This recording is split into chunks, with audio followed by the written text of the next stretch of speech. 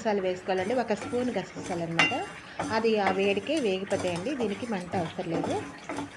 మసాలా ఉన్న వేడికే వేగిపోతుంది అనమాట. ఇది పక్కన పెట్టేసుకునండి.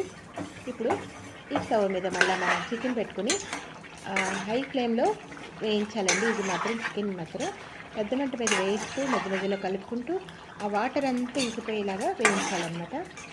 మనం బౌల్స్ వస్తూ ఉంటాయి చూసారా, చిన్న చిన్న బుడగలు, ఆ బుడగలన్నీ కూడా ఇంకిపోయిన వరకు వేయించాలండి. అదే అండి మనం పకోడీ వేయిస్తాం కదా, అలా వేయించాలన్నమాట. చికెన్ ఎప్పుడు కూడా చికెన్ పచ్చడి పెట్టాలనుకున్నప్పుడు పకోడీలాగా వేయిస్తేనే చాలా టేస్ట్గా ఉంటుందండి. ఇప్పుడు ఎల్లిపాయలు వేయించి చల్లారిపోయినాయి కదండి, ఇవి రేకలు వలుస్తున్నాను. ఇవి వలిసేసి పక్కన పెట్టుకుని మళ్ళీ ఒకసారి చికెన్ కలుపుకునండి. ఈ మసాలా సామాన్లు చల్లారిపోతే అప్పుడు మిక్సీ పెట్టాలండి. ఇంకా చల్లారలేదు, అందుకే నేను మిక్సీ పెట్టలేదు. ఈ చికెన్ని బాగా వేయించుకునండి.